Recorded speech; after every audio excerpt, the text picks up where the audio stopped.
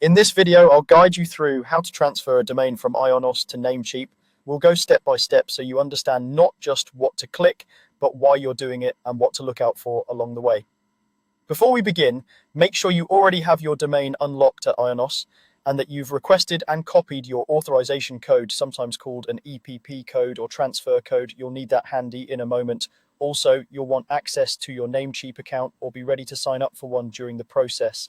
Let's start on the Namecheap side. Open your browser and go to Namecheap's main website.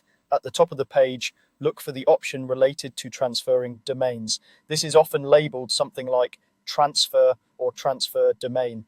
Click that and it will take you to the Namecheap transfer page. This is where you'll begin the actual move from Ionos to Namecheap. On the transfer page, you'll see a field where you can type in the domain name you want to move. Carefully enter your full domain, including the extension. For example, type something like yourdomain.com or yourdomain.net, depending on what you own.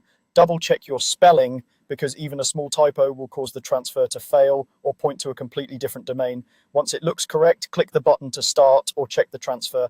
Namecheap will now verify the status of your domain. Behind the scenes, it's checking that the domain is unlocked at your current registrar, which is Ionos. If everything is set correctly, you should see a green check mark indicating that the domain is unlocked and eligible for transfer.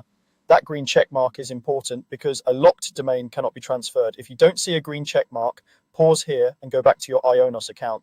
Make sure the domain is unlocked and that any transfer lock or registrar lock setting is disabled. You may also need to turn off privacy protection temporarily, depending on how your domain is configured.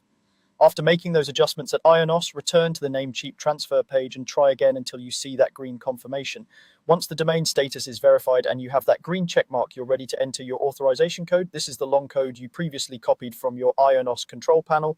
On the Namecheap page, locate the field that asks for the auth code or EPP code, then carefully paste the code into the box. Make sure there are no extra spaces at the beginning or end and that you've pasted the entire code.